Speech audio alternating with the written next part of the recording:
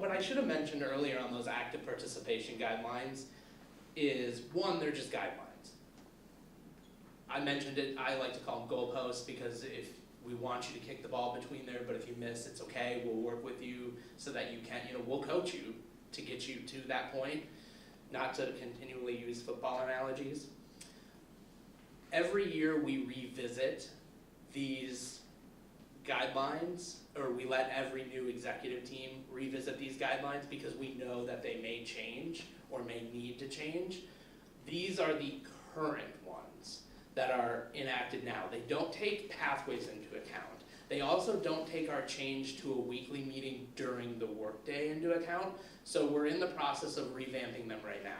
So a long way to get to the answer to that is the 50% rule is going away. That was really written when we were still meeting after work.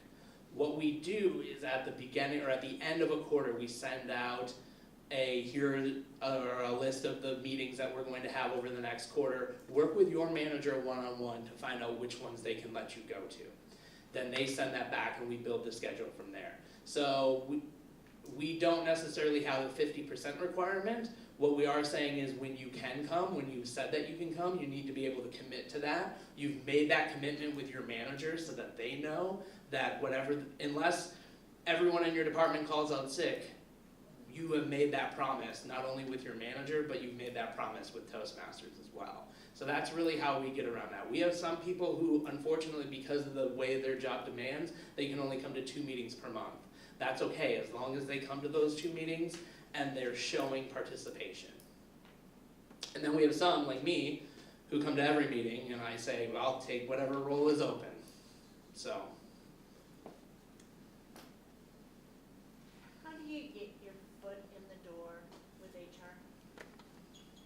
Well, it really helped that we had a former Toastmasters member in HR. That helps considerably. And I would say that that's a good place to start. Have you invited HR to that meeting? Do they even know? If it is a company that has a club, do you even know what is happening in that? It was honestly a conversation. And what it took for us was a retirement of one of our executives. Because now all of a sudden we didn't have that go-to person anymore and we felt more lost than ever. And we just, through relationships and through knowing people, went out and started having those conversations, which led us to getting to HR and getting that meeting set and saying, this is what we offer, this is what we can do. This is slightly related to your question, Mary. We held an open house, I think it was October 17th, so a month ago. Roughly. Roughly, yeah. And we actually didn't treat it like an open house. We treated it as a meeting, and we just sent out communication to the entire company a few times saying, come and celebrate Toastmasters month with us. And on the Monday before the meeting, I got an email from the president of the company, and he said, I'm coming to the meeting, or I'm coming to your open house. And I replied back, okay, well, do you want some time to speak? Because in the past, he's come to our actual open houses, and he's taken 5 minutes, and he said, this is great, you should definitely do it, I'll see you guys later. And he said, no, I just want to come and I want to see. So I sent him the agenda, and I said, here's the agenda so that you know what's going to happen. Your time is very valuable. I just want to make sure you know what you're getting into. And he said, it's fine. And he came to our meeting, and he sat through it, and he got up at the end, and he said, well, thank you guys for inviting me, and he walked out. And because we kind of treated it like an open house, we had food and drinks and all that kind of stuff, and it was real fun. And we had the company popcorn machine. And the popcorn machine is great until you realize when you use it, you have to clean it out. Yeah. So we were there well after the meeting, scrubbing this thing down. And about 20 minutes had passed, and now it was just a few officers left as we're cleaning up the popcorn machine. And he walks back in, and he's got his stuff, and he's ready to leave. And he said, I have to tell you guys, I'm mad at myself. We've had this Toastmasters thing for some years now. I've never actually sat in a meeting. I've never seen it. It's unbelievable what you are doing here. I'm leaving here today, and I'm going to go share this story with others. And I'm going to start in my senior leadership meeting with the rest of the executive team. So, Mary, to really answer your question, ask them to come to a meeting. Let them see, and then sit down with them afterwards and go, okay, what did you learn? What did you like? What questions can I answer for you? Carrie. What would you say the general opinion of your members are of the club, and how do they feel once they join? Well, Carrie's a member of our club. I'm going to let her answer her own question. Well, thank you, Chris. So the question was, what do you think the general opinion of your members are of your club, and how do they feel after they join? And so to answer that question, because I know the answer to it, I would say we have a very strong leadership team, and people obviously follow by a good example. We have a leadership team that gives a lot of praise, and we work that into every single meeting. So we make sure to thank everyone and talk about how supported we feel and how important it is to feel that support from other members in every single meeting. And so there is that general feeling of support and a safe place to fail. We talk about that a lot as well. So we get people that come in, and some of you may have been those people at one point in time who freeze up on their first speech, and all sorts of things that can happen. So we make a huge point to continually give that positive feedback, and it catches fire and it grows, and people feel that every time they come. We've actually had some visitors to our club who were charter members and then left and came back and sat through a meeting, and we've asked them at the end, what do you think? And they go, you guys are completely different today than it was back then. The feedback that you're giving is much more valuable. You're much more relaxed. It's a lot more fun, but you're still learning from this.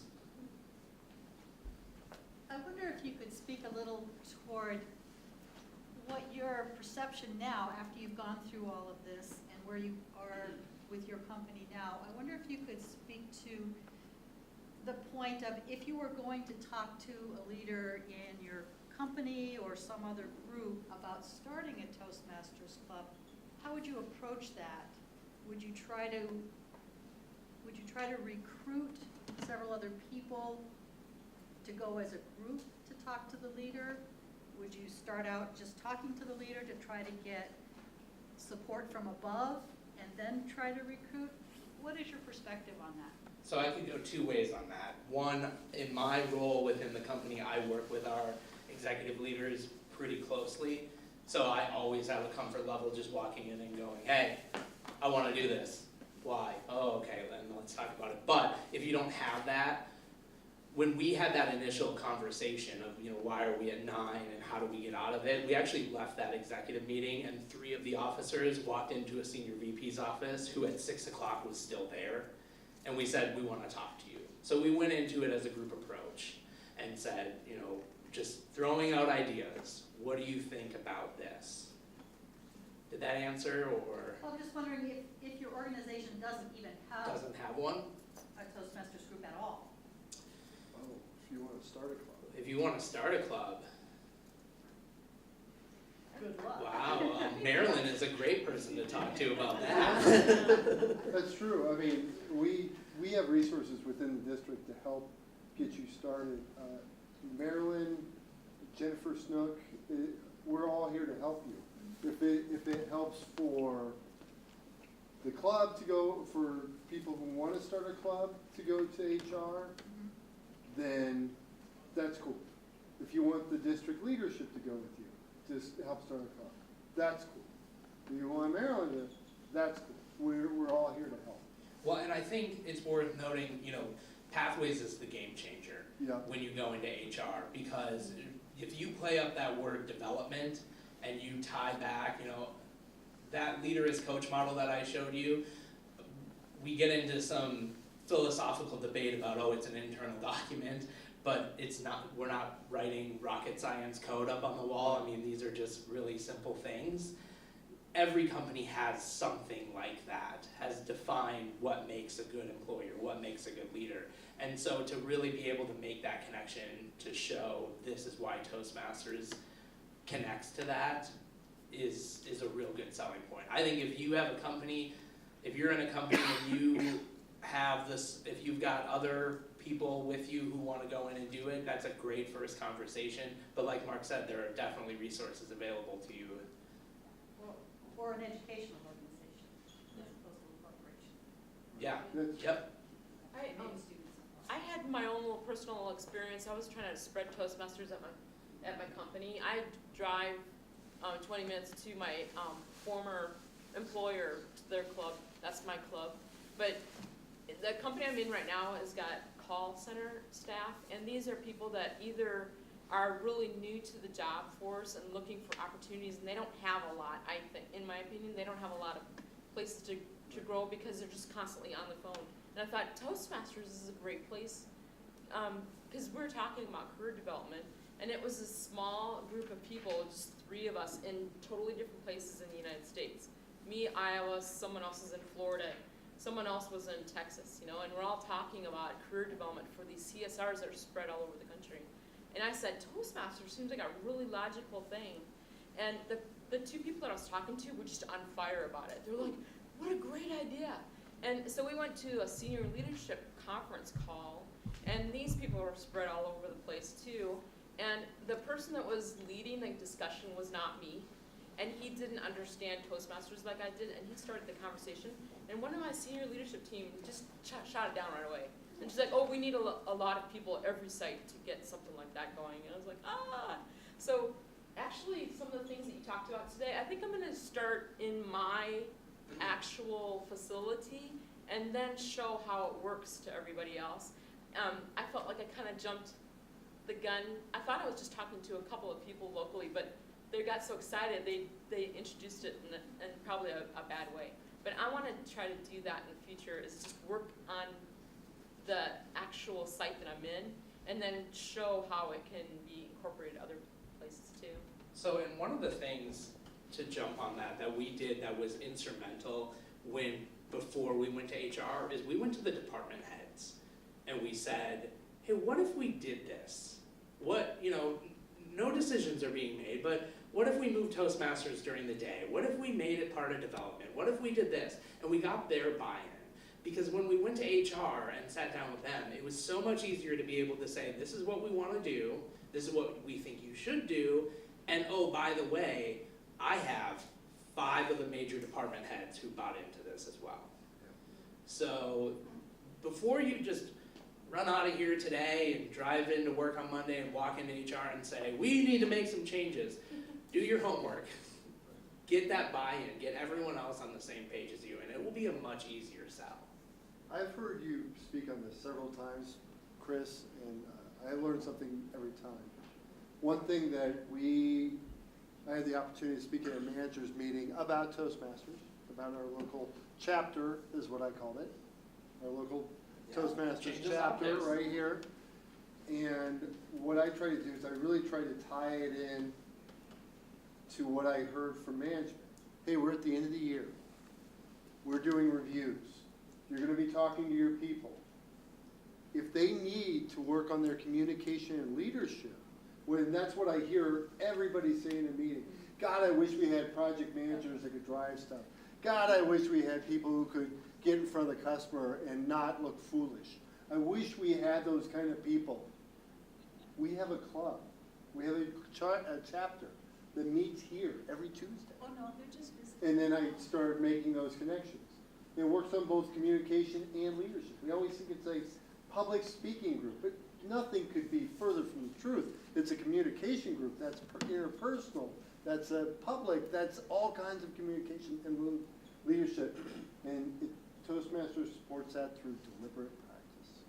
Yeah, one of the things that American Equity has is called an individual development plan. And I think we're to the point now where every single employee in the company has done this with their manager. You identify things that you know you need to grow on, and then in column 2, you identify what it's going to take to grow that. And we're encouraging, look at where you need to grow and write Toastmasters in that column. Because if you put that in there, that's just fuel for your manager to say, you know what, yeah, I think you should go do that, go do it. So, All right, well, with that, I do have one last quick thing. I am always willing to talk about this. My contact information is on the top of that handout that I gave you. If you ever have any questions, if you want me to come to your club and talk about it, if you want me to walk into that HR meeting with you to talk about it, I'm more than willing to do that. Send me an email, find me on LinkedIn, or whatever they call it on LinkedIn, find me on Facebook. Definitely willing to help anyone out who needs help. Really Oh, sorry. yeah. Yes, no question. Is your club a closed club? It is a closed club. Okay. I'm not sure if all the same principles work for an open club. It's the same one that. We're a community club in a corporation. Yeah. Because we couldn't sustain it through the corporation. I think, there are pieces of this that definitely can carry over. That manager feedback form, there is nothing stopping a community club from filling that out at the end of the quarter and handing it to a member and saying, go take this to your manager. So that's something to keep in mind. And I'm sure that manager would appreciate that. Absolutely. You're doing the legwork. There are companies that will pay for an employee's Yep. membership. Yeah. And I know, the company I used to be with, they would pay for some people and not for other people. But by having that form to say this is what I'm getting from it, would definitely be a benefit, whether everybody who's got paid or not. I'm Yep. sorry. Absolutely. Their price. Tuition, price, cost, fee, whatever you want to call it, yeah. All right, well, thank you all very much for your time. Thank you for coming to this session. See Mark for your door prizes on the way out. Thank you, Chris.